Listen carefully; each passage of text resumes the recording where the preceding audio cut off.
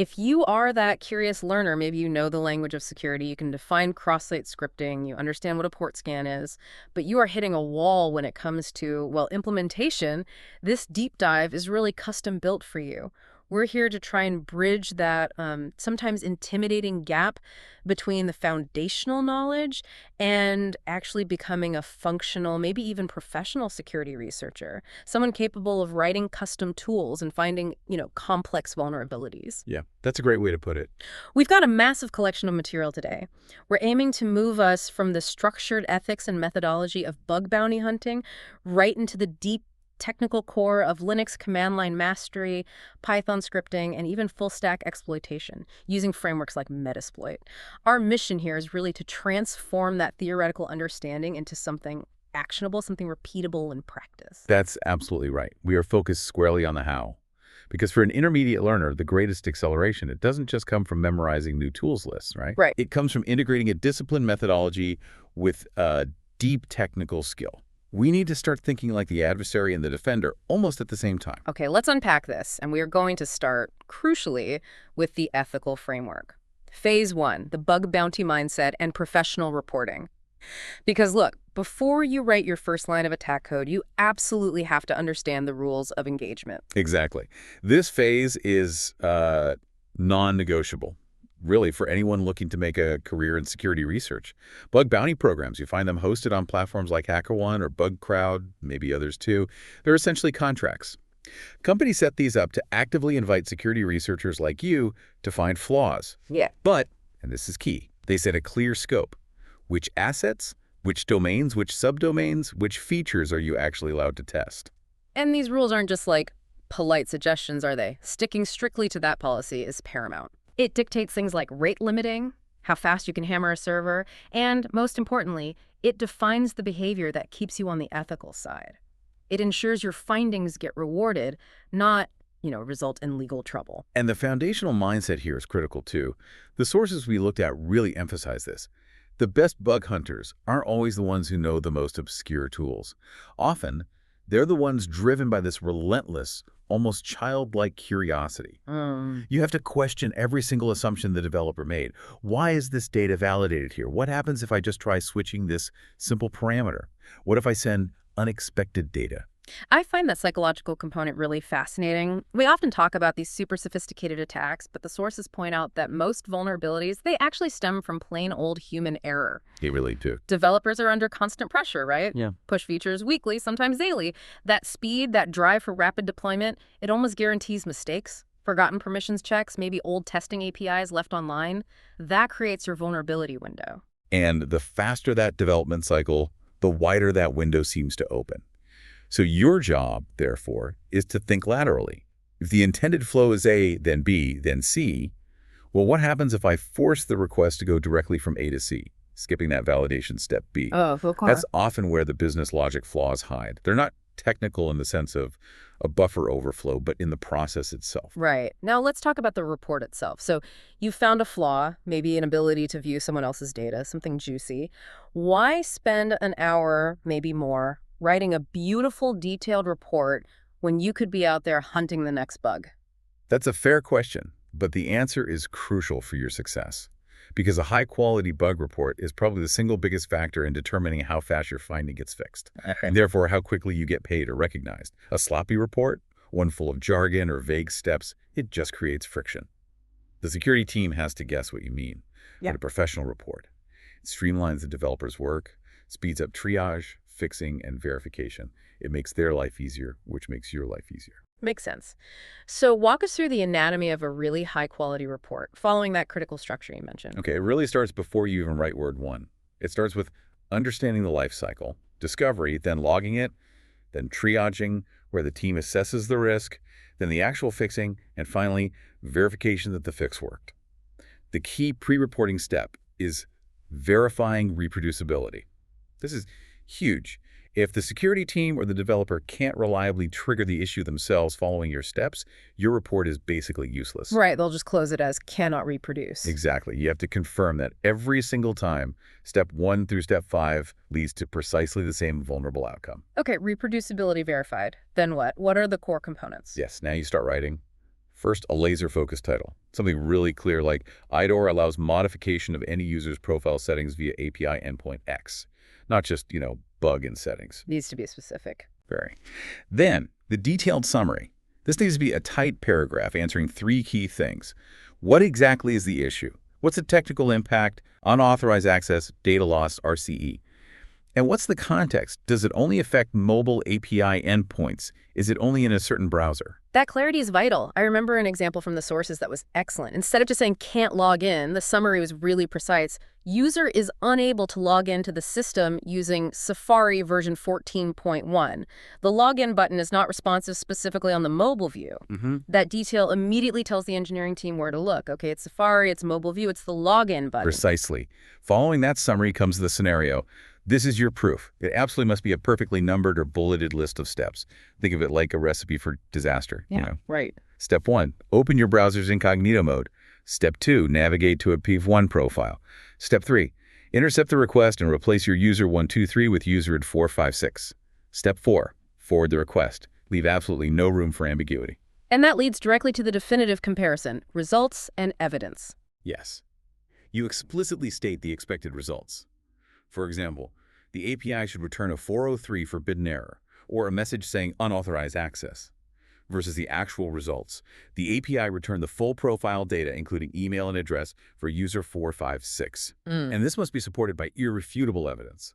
High-quality screenshots are good, videos demonstrating the steps are even better, and network traffic captures, usually exported from Burp Suite, showing the exact request you sent and the vulnerable response you received. That's the gold standard.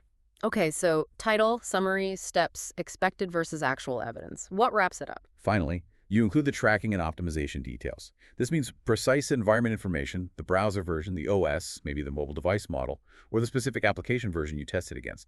And importantly, assign the right priority level. If you find a simple self-XSS where only you are affected, please don't mark it as critical. If you cry wolf on everything, your genuine critical findings lose impact later. Following these, let's say 9 structural elements, that's the hallmark of professional research. That solid methodology is definitely the first half of acceleration. The second half, of course, is finding the vulnerability itself. Let's move to phase 2, hunting methodology and core vulnerabilities. And we have to start with the essential reconnaissance tooling. Yeah, absolutely. If you're doing any kind of web application hacking, your first move, almost always, is mastering Burp Suite. It is, and I don't think this is an exaggeration, the holy grail proxy application for web testers.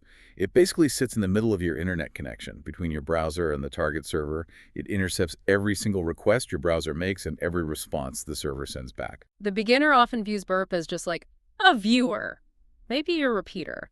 But what truly unlocks its potential, even in the free community edition? It's the ability to modify that traffic on the fly. That's the game changer.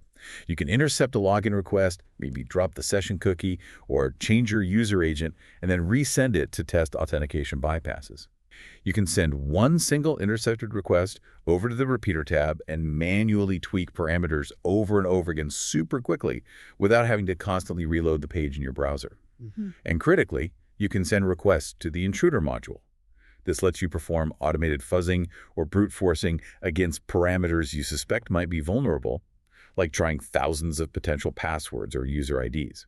It's far more than just a passive viewer. It is your active interaction layer with the application's logic. Okay, so Burp is central. But before we even test live traffic, we need targets, right? Recon is about widening that net. How do we find digital assets the company might have forgotten about or maybe didn't intend for us to find? Subdomain discovery is paramount here.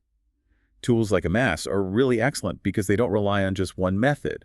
They combine passive sources like querying public search engines, DNS records, services like VirusTotal with active sources like actually hitting name servers, and crucially, utilizing things like certificate transparency logs. Every time a company issues a new SSL certificate for a domain or subdomain, that name gets logged publicly. This can reveal staging environments, internal tool names, old project code names, things developers might have hoped stayed hidden. That can give you a massive list of potential targets, but maybe 90% of those aren't actually live web servers. That's where port probing comes in, right, to filter that down. Absolutely. You use lightweight tools like HTTProbe or HTTPX. You feed them that enormous list of discovered subdomains, and they quickly check which ones actually resolve to an active HTTP or HTTPS server. And you're not just checking the standard ports, 80 and 443. You must check common non-standard ports like 81, 3000, 8000, 8080, 84, 43. Finding a server running on port 8000 often suggests a development instance, maybe a forgotten test API endpoint that might lack proper authentication. And one of my personal favorite reconnaissance techniques, something that feels a bit like digital archaeology, looking backward in time, using Wayback Machine scanners. Oh yeah, this is a golden technique. Companies move fast, they deprecate features, they delete old pages. But the Wayback Machine, the Internet Archive, it remembers. Researchers leverage this archive heavily. You can use tools to scrape historical data, find old versions of the robots.txt file, which might list directories they later tried to hide, or even scrape historical snapshots of the main home pages or JavaScript files. These might reveal directories, API endpoints, or parameters that were active maybe 2 years ago but are no longer linked from the current site. Sometimes the files were removed from public view, but the underlying server logic, the code, is still running and accessible if you know the direct path. This exposes a critical attack surface that automated scanners just crawling the live site would absolutely miss. Okay, so we found potential targets, maybe some forgotten corners. Let's zero in on the bugs themselves now. The sources emphasize two types that are often missed by automated tools precisely because they rely on understanding context: business logic flaws and IDOR's insecure direct object references. IDORs are they're everywhere, especially in modern API-driven applications, both web and mobile. It happens when a developer writes code to retrieve or modify an object, like a user profile or an order, and they reference that object directly using a predictable identifier. So if I make a request to profile.id 101 to get my profile, and the server doesn't actually check if I am user 101 or if I'm authorized to view user 101, that's an IDOR, I can just change the ID to 102, 103, and potentially cycle through all user profiles. And sometimes developers try to implement what you might call security through obscurity. Maybe they pass a complex, like 32-character hashed value or a long UUI'd, universally unique identifier as the object reference, thinking, well, nobody's going to guess that. And that's the classic trap. You, as the researcher, must test that assumption. Even if you see a big, ugly hash or UUID, try replacing it with a simple, predictable integer, like id1 or ordered2. Often, the server-side logic is just checking if any value provided exists in the database as a valid ID. If the complex hash conversion fails, sometimes the backend code just falls back and processes the simpler integer value correctly instead. The lesson is always, obscurity is never ever a substitute for proper authorization checks. Right, always test the simple case. Now, the most creative vulnerabilities, I think, often fall under the umbrella of business logic flaws. This requires you to really understand what the application should do, the intended workflow, and then try to abuse or bypass that logic. A fantastic example of this, detailed in the sources, relates to testing paid features or payment flows on websites. There was this anecdote about an e-commerce platform where a researcher, using just a free account, tried to access a premium paid feature. The application correctly prompted for payment, routing them to the payment gateway, which required credit card details. Okay, standard stuff. So where was the flaw?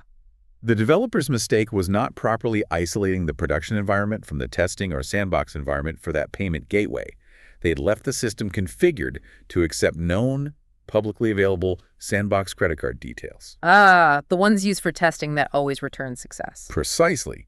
Those sandbox card numbers are designed to always return a true or approved confirmation during testing. By simply providing these known, non-malicious sandbox details in the production environment, the researcher bypassed the entire real verification process. The system thought a valid payment occurred and granted access to the paid feature completely free.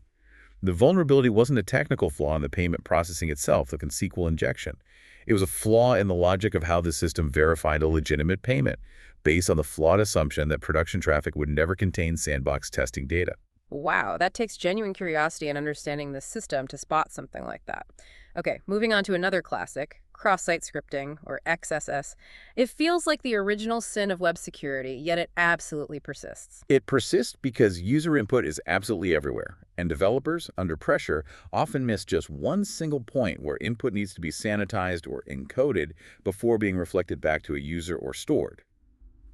For the learner, the basic goal remains the same. Inject custom HTML, usually a script tag containing JavaScript, that the website then executes in the context of another user's browser.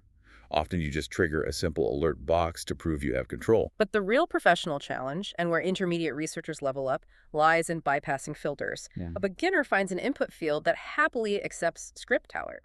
But an intermediate researcher encounters a web application firewall or WAF or just some custom code that explicitly blacklists the word script or common event handlers like enter. That's exactly where you need to start thinking, like the security engineer who built that filter.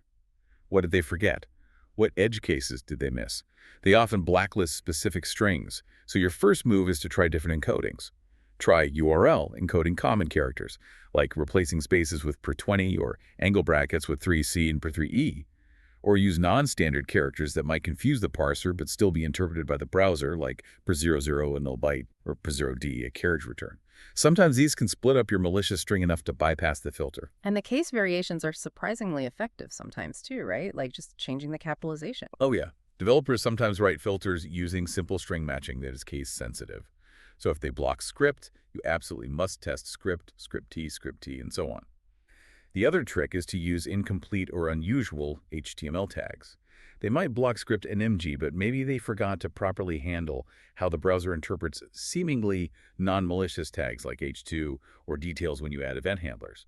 Or perhaps you can use a completely unfinished tag like iframe srcattacker.com, hoping the browser's lenient parsing still tries to load the source. This focus on input and trust brings us back to the power of, well, trust issues, especially when third-party services or APIs are involved. The anecdote about the stored XSS, found via a social media API integration, is a perfect demonstration of this risk. A researcher was using a feature on a website that allowed importing photo albums from Facebook. The developer's code implicitly trusted the data coming from the Facebook API, specifically the album title, assuming it would just be plain text and therefore safe. The researcher simply created a new album on Facebook and named it, literally, script alert. Document.domain script. Oh, wow. When the target website imported that album, it processed the malicious name for display on the user's profile page. Because it wasn't sanitized, the script tag was stored in the database and then executed in the browser of every single user who viewed that profile page. The key takeaway: if data comes from any external service, even a trusted one like Facebook, it absolutely must be treated as potentially malicious, untrusted input and sanitized appropriately. That is such a fundamental lesson in vulnerability hunting. Trust nothing. Let's finish this phase with open redirects. They seem relatively simple, but they're everywhere because they genuinely improve the user experience sometimes, like redirecting you back to the page you were on after you successfully log in, or maybe redirecting you to a confirmation page after you cancel an order. And they're typically found by looking for common parameter names in URLs, things like return URL, go to, redirect, next, destination, or cancel URL. If you can change the value of that parameter to point to an external malicious site you control, you enable potentially serious phishing attacks. Imagine a user clicks a legitimate-looking link on the trusted company website, maybe trusted.com/logout.return uriel.evil.com. They expect to be logged out and maybe returned to the home page, but instead, the server blindly redirects their browser instantly to evil.com. That site could be a pixel-perfect clone of the real login page, designed to steal their username and password. Because the initial click was on the trusted domain, the user is much more likely to fall for it. Okay, that makes sense. Yeah. Now, what if the company has implemented some basic filtering? Maybe they check if the return URL starts with HTTP to prevent redirecting to external domains. What are the common bypasses then? That's when you start testing variations on the URL structure itself to trick the filter's logic. Instead of https.attacker.com, you might try using justattacker.com. This is called a protocol relative URL, and the browser will inherit the current protocol, HTTP or HTTPS, potentially bypassing a filter that only looks for HTTP or HTTPS. Another common technique is to try and incorporate the target site's domain into the redirect URL in a way that confuses the filter, like trusted.com at yoursite.com or yoursite.com trusted.com. Sometimes the filter just checks that the beginning of the string matches the allowed domain. The source material also highlights testing variations involving slashes and other special characters, like trying url.com or url.com. Sometimes these can trick a poorly written regular expression or parser into thinking the URL is still relative or internal to the site when it actually redirects externally. This really moves us seamlessly into the next phase, doesn't it? Because finding the bug is often just the first step. When the vulnerability requires crafting custom, highly manipulative traffic that maybe Burp Repeater just can't easily automate, or when you need to automate testing against, say, 10,000 potential user IDs for that IDOR, you quickly realize you have to move beyond the graphical user interface. That means diving into scripting. And that requires a foundational understanding of the environment where, frankly, 90% or more of all security tools actually run Linux. Phase 3 is absolutely critical, building the technical foundation. Look, hacking or ethical hacking, penetration testing, whatever you call it, it's an elite technical profession. And a detailed working understanding of Linux is, I'd argue, the non-negotiable entry barrier. You simply cannot operate effectively at a high level in this field without mastery of the command line. Why Linux specifically over, say, Windows, especially given the dominance of Windows on desktops globally? Well, there's several reasons. First, as you mentioned, well over 90% of the specialized hacking and penetration testing tools, the things we rely on daily, are written specifically for Linux distributions, particularly those based on Debian like Kali or Parrot OS. Second, the operating system itself is inherently more flexible. It's generally considered more secure by default in many configurations. And critically, it allows a level of deep interaction with system processes, networking stacks, and raw data manipulation that is absolutely essential for both crafting attacks and understanding defenses. Windows often abstracts too much of that away. Okay, and for the beginner to intermediate learner looking to get started, the source material consistently and strongly recommends Kali Linux. Kali is pretty much the industry standard distribution for penetration testing, and for good reason. It's based on Debian, which means it's robust and stable. But the main advantage is that it comes pre-installed with virtually every major tool we've discussed, and we'll discuss Metasploit, Burp Suite, Community Edition is usually there, Nmap, Hydra, John the Ripper, wireless tools, forensics tools. It's all ready to go. Saves a ton of setup time. And the safest way to start this journey, especially if you're experimenting, is always via virtualization, right? Not dual booting your main machine. Oh, absolutely. Please don't dual boot initially. Use a virtual machine manager like Oracle VirtualBox, which is free, or VMware Workstation Fusion. You download the Kali Linux ISO image, create a new virtual machine, select Debian 64-bit as the OS type, and allocate a reasonable amount of resources, maybe 2 GB or 4 GB of RAM, a couple processor cores, 30, 40 GB of disk space. You then install Kali inside this VM. This creates a perfect sandbox. It completely isolates Kali from your main host operating system, Windows, Mac OS. If you accidentally download malware or crash the system while testing an exploit, it won't affect your primary machine at all. You can just delete the VM and start over. Essential safety net. Here's some Linux command line concepts that someone needs to master, starting with just basic identity and navigation. Right. When you first open that terminal window, you need to orient yourself. The command WOMI literally tells you, who am I? It confirms your current user context. Often in Kali, you might be running as root, the super user, which gives you maximum power but also maximum potential to break things if you're not careful. To see what files and directories are in your current location, the basic command is ls. But you'll almost always use ls. The ll flag gives you the long listing format, which is critical. It shows you the file permissions, read, write, execute for owner, group, others, the owner of the file, the group owner, the file size, and the last modification timestamp. This is essential information. And when you inevitably download a new tool, maybe compile it from source, and then forget where the heck the executable binary ended up, Yeah. how do you locate it quickly without searching everywhere? The whereis command is your friend there. It's very efficient. You type whereis map, for example, and it'll typically show you the path to the main binary, a Palzan map, the location of the source code if installed, US or SRC, and importantly, the path to the associated manual pages. It saves immense time compared to manually searching through directories with find or locate sometimes. Okay, identity navigation.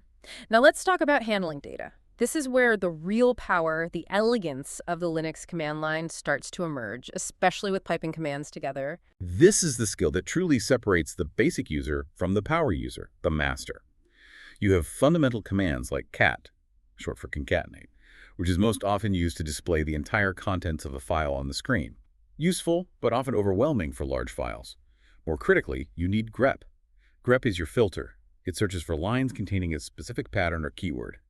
But the real magic, as you said, happens when you use the pipe symbol. The pipe takes the output of the command on its left and uses it as the input for the command on its right. So for instance, if you run a large web server scan that generates a massive log file called access.log, you don't want to cat the whole thing. That's thousands of lines. Instead, you run .cat access.log grep 404. This displays the log file content but pipes it directly into grep, which then only shows you the lines containing the 404 error code, instantly filtered. That ability to chain operations together on the fly is just immense. It feels like building little data processing pipelines. You can take that much, much further. Say you want to see which specific IP addresses generated those 404 errors in your log.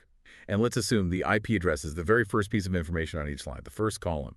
You could run something like cat access.log grep 404 awk print $1 sort unique neki c sort nick and r. Whoa, break that down. Okay, cat access.log grep 404, we already know that filters with 404 airlines. Then awk print $1. Awk is a powerful text processing tool. Here, we're telling it to print only the first field column, which is our IP address. Then sorts the list of IPs alphabetically numerically. Then the unique mission removes duplicate consecutive lines, and the awk-c flag counts how many times each unique IP appeared. Finally, sorta NR sorts the results numerically, and in reverse order, showing you the IPs that cause the most 404s at the top.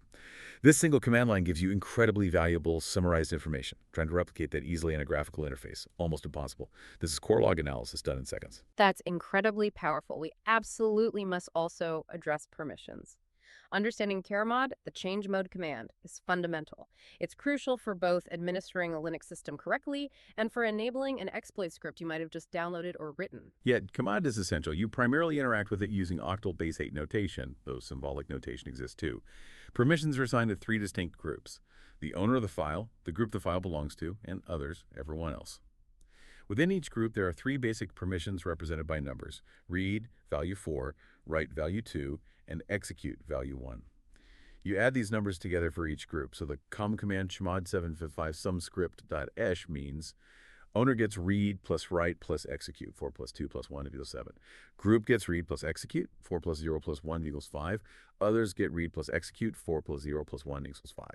If you download or write a custom Python script, say exploit.py, you often need to make it executable before you can run it directly. You'd run chmod plus x exploit.py, using symbolic notation this time, just adding execute permission for everyone.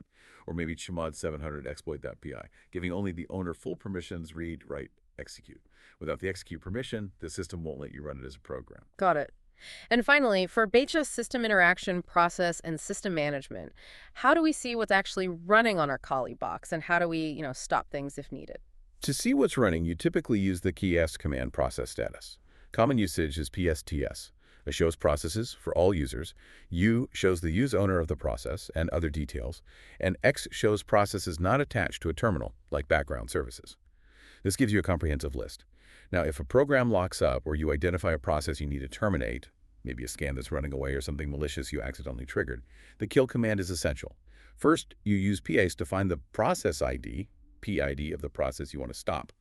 Let's say it's PID 12345. You then execute kill 12345. This sends a default termination signal, SIGTERM, asking the process to shut down gracefully. If the process ignores that, you can escalate. The command kill 9-9-12345 sends the sync kill signal. The 9 is the hammer. It tells the operating system kernel to terminate the process immediately, without giving it any chance to clean up or save its state. Use 9-NAD with caution. Okay, good advice. Speaking of monitoring systems, let's transition slightly to cover the basic networking commands within Kali. You can't hack anything without interacting with the network. True. Your primary network interface configuration tool is ifconfig. Running it with no argument shows you the status of all your active network interfaces, like eth0 for wired Ethernet, WLAN0 for wireless. It provides critical info: your current MASI address, hardware address, your assigned IP address, the netmask, and broadcast address. Importantly, you can also use ifconfig to manually configure or change your IP address. For example, ifconfig eth0 192.168.1.1000 netmask 255.255.255.0 up. This might be required in certain controlled penetration testing environments where you need a static IP. And when the testing requires interacting with DNS, which, let's be honest, almost every web or network test does, what's the preferred, more powerful tool compared to the basic DONS lookup? That would be the dig command, domain information grouper. Unlike the simpler INS lookup, dig generally provides much more detailed, structured information about DNS queries, making it easier to parse, especially for scripting. You can use specific options to query for different record types. For example, digexample.com MSA will specifically query for the mail exchange, MX records, for that domain. Finding the mail servers is crucial if you're planning attacks related to email systems, like spoofing or testing for vulnerabilities in the mail server software itself. You can query for A records, IP addresses, CNMEs, aliases, TST records, often used for verification, and more. Furthermore, you need to know how to manage your local DNS resolution path. Sometimes during testing, you might need to bypass your default ISP's DNS servers or use a specific internal DNS server. You do this by editing the @creasolve.conf file. You can add lines like nameserver 8.8.8.8 to use Google's public DNS or nameserver 1.1.1.1 Cloudflare's. Just remember that changes here might be overwritten by network managers, so it's often a temporary change for testing. Okay, this technical Linux Foundation command line proficiency, understanding permissions, processes, networking this, is really what allows us to accelerate into the next logical step. Python scripting. Python is consistently cited as the scripting language of choice for hackers, pentesters, security researchers. It feels like this is where the intermediate learner makes the biggest leap in capability. I completely agree. Python's dominance in the security field comes down to a couple of key things. First, its syntax is relatively clean and easy to learn, readable even. But more importantly, it has this absolutely huge ecosystem of third-party libraries and modules, most readily available through PyPI, the Python Package Index. These modules allow you to perform incredibly complex tasks, making sophisticated web requests, parsing HTML, interacting with network sockets at a low level, implementing cryptographic functions, automating tools, often with just a few lines of Python code. Someone else has already done the heavy lifting for you. So if we want to use these powerful libraries, we need to know how to manage them, how to install them into our Kali environment. That's where pip comes in. It usually stands for pip installs packages. Some say it's a recursive acronym. It's the standard package manager for Python. If you want to use the incredibly popular request library for making HTTP requests in your script, you just open your terminal and type pip install requests. Pip downloads it from PyPI and installs it. Now, sometimes you'll find a useful Python tool or library, maybe on GitHub, that hasn't been officially packaged and uploaded to PyPI. In that case, you typically download the source code, often as a zip file or via git clone, navigate into the directory in your terminal, and look for a file named setup.py. If it exists, the standard way to install it is by running Python 3 setup.py install. This executes the setup script, which handles copying the necessary files into your Python environment. Okay, installing packages handled. In terms of the core Python syntax itself, beyond the absolute basics like variables and loops, what concepts are uniquely important or frequently used in security scripting? Well, you definitely need to be comfortable with variables' basic data types like strings and integers. You'll use Python's flexible data structures constantly, especially dictionaries. Dict T1 value 1 key 2 boy 2 2 for storing structured data, maybe results from a scan, and lists for holding collections of items like target IPs or discovered URLs. Control flow is obviously vital. You use isolate structures constantly for decision-making in your scripts. But perhaps the most critical structure for robust security tools is the try-except block for error handling. Let's elaborate on that. Why is explicit error handling using try except so fundamentally important in a security script, maybe more so than in typical application development? Because when you're writing scripts for security testing, you are often dealing with unreliable or unpredictable targets and environments. You might be performing a large-scale network scan against thousands of IPs. Some will be offline, some firewalls will drop your packets, some web servers will return unexpected errors or timeout. You might be iterating through a massive password list for a brute force attack, and the connection might reset intermittently. Right, lots of potential failure points. Exactly. If you write your script using just standard sequential code, the moment the first error occurs, say, a network connection fails to target number 5 out of 10,000, your entire script will likely crash and terminate right there. Which means you potentially lose hours of work, and you don't even test the remaining 9,995 targets. Precisely. Using try except, you wrap the code that might potentially cause an error, like socket.connect or request.get, inside the try block. If that code executes successfully, great, the script continues. But if an error does occur, like a connection refused error or a timeout exception, the code inside the corresponding except block is executed instead. Inside the except block, you can choose what to do. You might log the error to a file, couldn't connect to hostx. You might print a message to the screen. But critically, the except block handles the error gracefully, and then the script continues running. If it's inside a loop, it just moves on to the next iteration, the next target IP, the next password. This makes your custom tools resilient, efficient, and much less likely to fail unexpectedly halfway through a long scan. It's fundamental for writing professional-grade security scripts. Okay, that makes perfect sense. This technical synthesis, then mastery of the Linux command line combined with the power and flexibility of Python scripting, especially with robust error handling, this really feels like the springboard into the final phase we need to cover. Phase 4, advanced exploitation and tool automation. When we start talking about professional-grade penetration testing, inevitably the conversation turns to Metasploit. Yes, Metasploit is arguably the premier open-source exploitation framework. It's used globally by pentesters, red teams, researchers, and even adversaries. It's constantly being updated by a huge community with new vulnerabilities, new payloads, new auxiliary modules. Understanding its basic architecture is essential for anyone serious about offensive security. It fundamentally organizes its attack components into modules, exploit payloads, and listeners. Can you break down that module hierarchy a bit? What are the main types we need to know? Sure. Modules are the core functional components that perform specific actions. The main categories you'll interact with are auxiliary modules.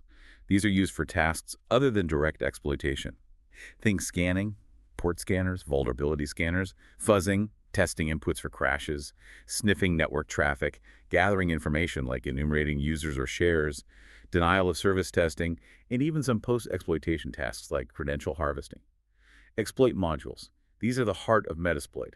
Each exploit module contains the specific code designed to leverage a known vulnerability in a target service, application, or operating system to gain unauthorized access or execute arbitrary code.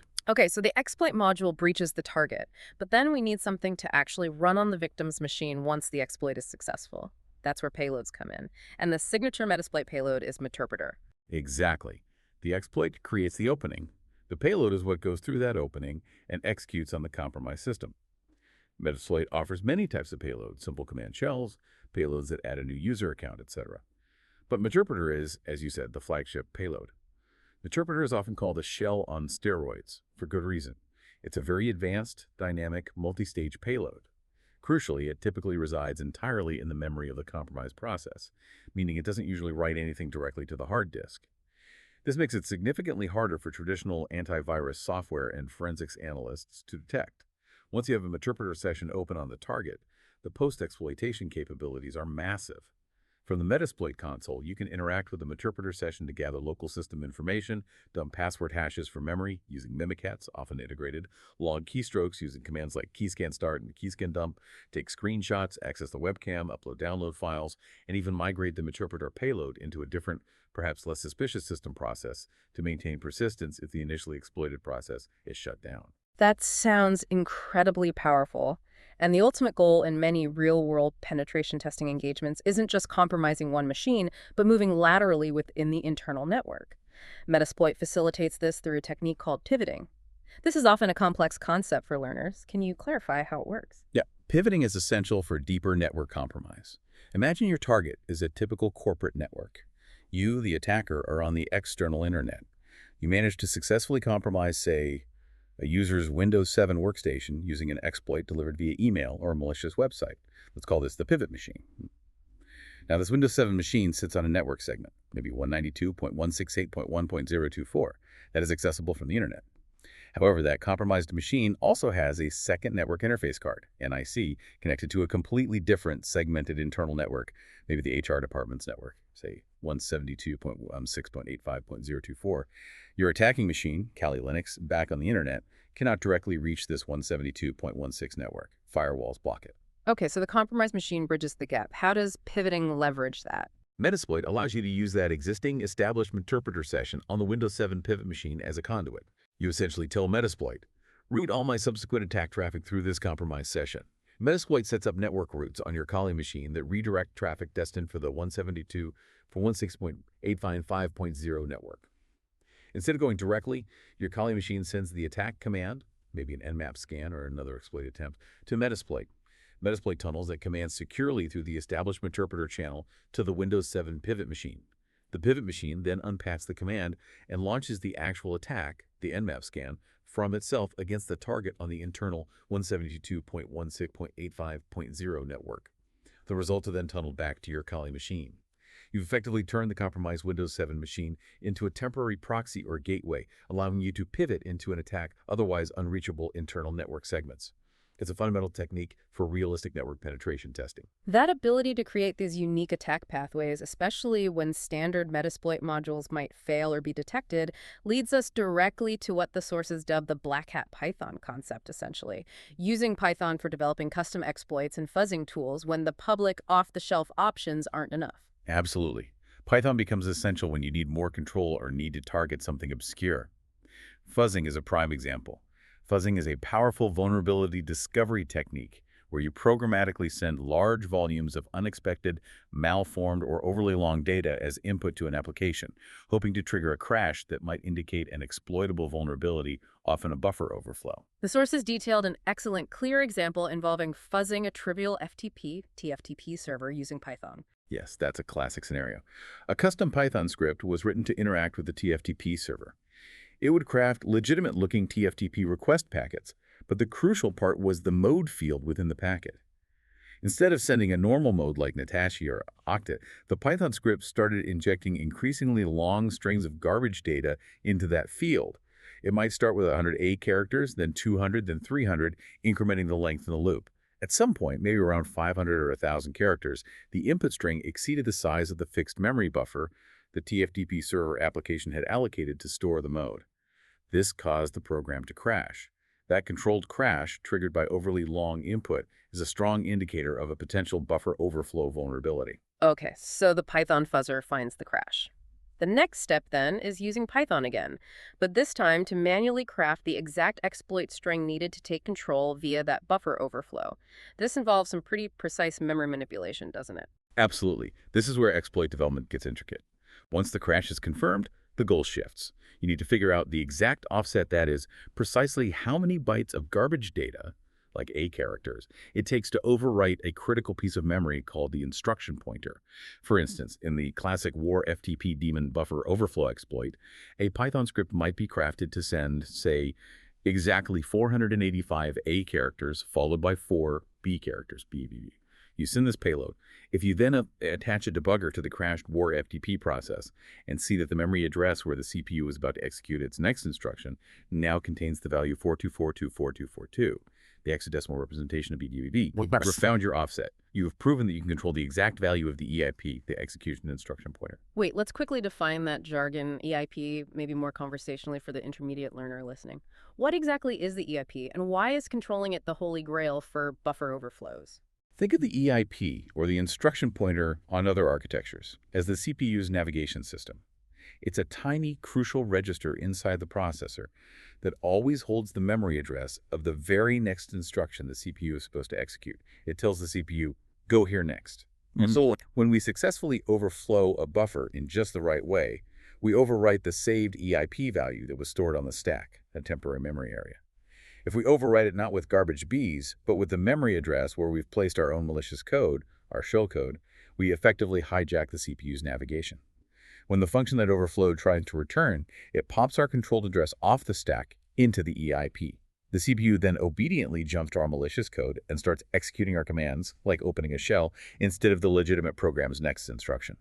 We've gained control. That makes sense. And this process also sometimes involves targeting something called the structured exception handler, or the SEH chain. What's that about? Right, sometimes direct EIP control is difficult or prevented by operating system defenses, like stack canaries. An alternative technique is to overwrite the SEH chain. The SEH chain is basically a list of functions that the program has registered to handle unexpected errors or exceptions gracefully. By overflowing a buffer, we can sometimes overwrite pointers within this SEH chain. If we overwrite an exception handler's address with the address of our shell code, we can then try to trigger an exception deliberately, maybe by dividing by 0 or accessing invalid memory. When the program tries to handle the error, it follows the corrupted SEH pointer and jumps straight into our shellcode instead. It's another way to gain execution control, often used to bypass certain exploit mitigations. Okay, so whether it's EIP or SEH, we've used Python to find the offset and craft the payload structure. Now we need the actual malicious code, the shell code, to run. That's typically generated using something like Venom, right? Which comes with Metasploit. Correct.